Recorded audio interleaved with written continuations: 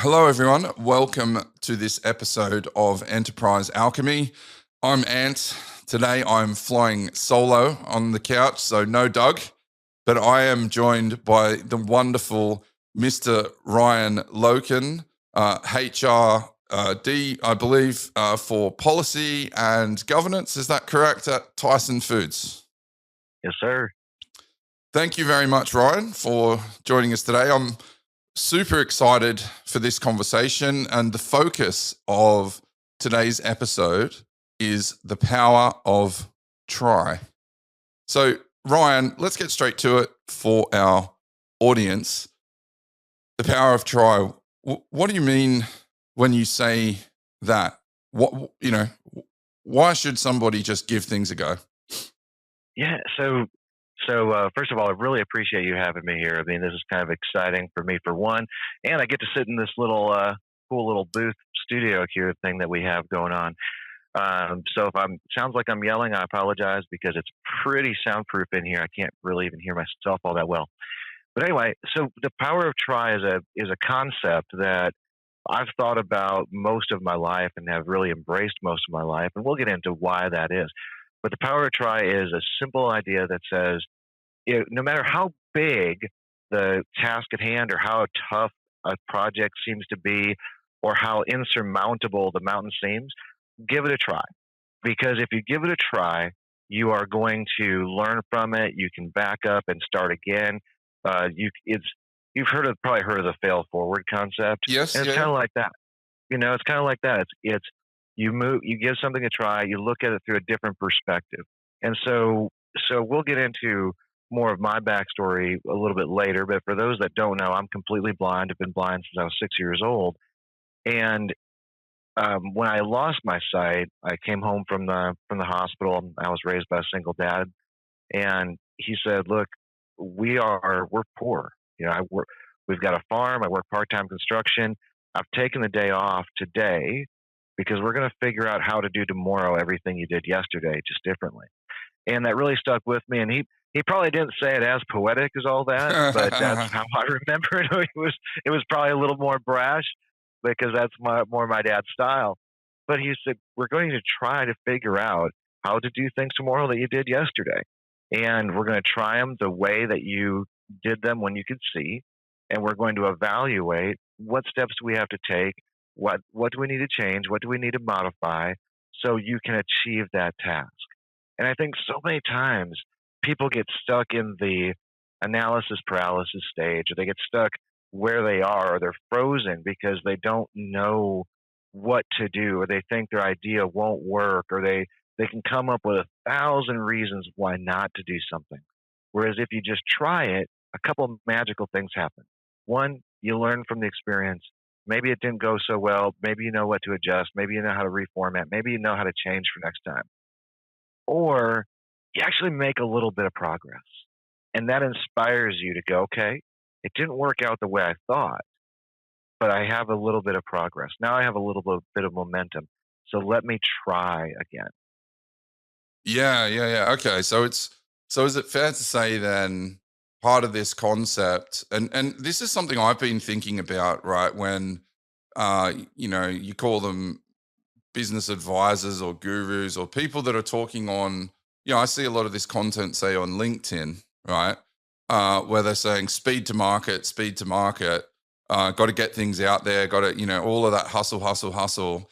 And one of the things that I think is not necessarily said, but underlying that is it's not just hustle for the sake of doing things fast.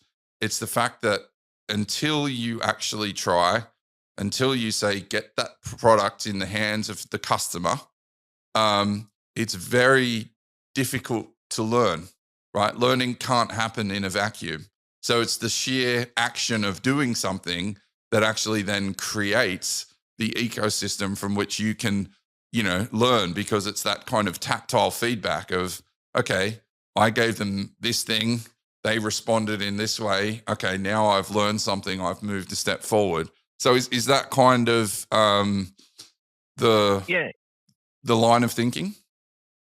It's a lot like that. So, in a lot of people I worked with, or business partners I've worked with over the years, uh, to your point, there's always this idea of speed to market, but I think speed is a little bit relative because sometimes you take an idea and you run it 50 miles down the road, but you're moving so fast you don't realize the mistakes, Hmm. and it becomes really, really hard to unwind that. And then when you do unwind it, you end up going back. You travel 50 miles forward, now you go back 52 miles because you put yourself in a hole because of resource allocation or other things. Whereas if you went 1 mile ahead, evaluated, back up a half mile, then go 2 miles ahead, then back up a half mile, then go 5 miles ahead, you're going to cover more ground over time. Right. It's going to be more quality ground, right? And so I think about it like in that experience when I was growing up on the farm, and my dad said, "Hey, we're going to figure out how to do these things tomorrow." Um, we literally walked through every scenario, and one of those scenarios was me feeding hogs. And you might arguably say that what I'm about to say would not fly in today's world, but we didn't have a choice. So before I lost my sight, I would walk over, I would fill grain buckets, and I would carry them to the hogs, pour them in the trough. Seems simple enough, right? Right. But the distance between those was so far that when I couldn't see, I would lose my bearings.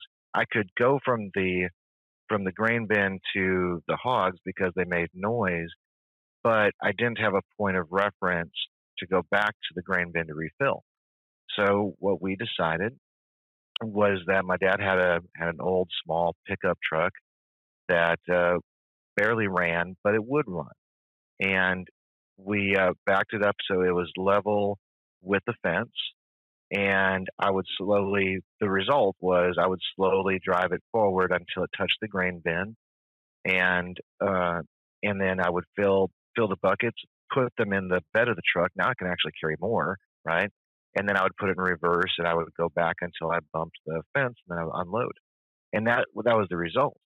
But how we got there wasn't just, all right, Ryan, let's get in the truck and see how you drive at age 6 and blind. No, we're not going to do that, right? We said, okay, let's go at this slow, right? Because if I had done that, what would have happened? I would have sped forward. I would have knocked Yeah. over the grain bin. I might have missed it. You know what I'm saying? But but we get in and we drive slowly forward, and my dad realized that, okay, you're curving ever so slightly. You don't realize it, but you're overshooting the grain bin. You're going to miss it.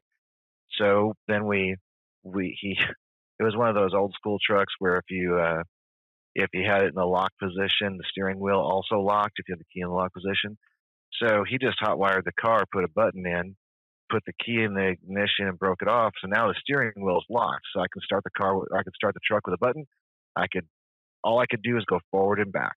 That's all I could do, and that's how we solved it, right? So that's why I say that with the power of try or speed of delivery, sometimes speed is not your friend. Sometimes you need to take those steps and go through it more methodically, Hmm. and you'll actually have better benefits.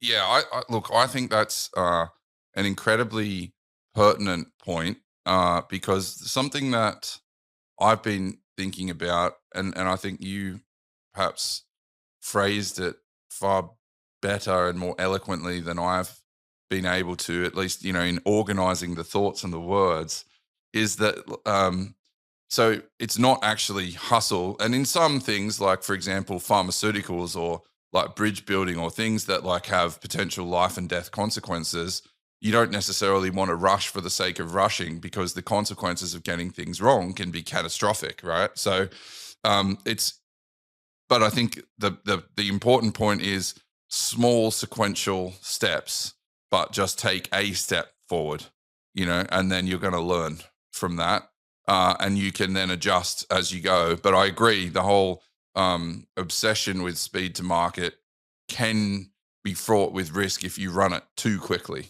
right? Well, that's where we misinterpret speed, right? It comes down to, do you want speed for speed's sake? Mhm. I personally would rather avoid a one shot approach with speed that could have catastrophic results in favor of trying something 5 times really fast. I mean, just because you're trying and then reevaluating doesn't mean you're moving slow, Mhm, right? mhm. You can try, reevaluate, try again. It's it's that idea of, does everything have to be a moonshot, or can it be rapid, rapid attempts, rapid assessments? I mean, that's how AI works, right? That's how Mhm, a lot mhm. of our computer programs work, right? It's just rapid machine learning of multiple tests.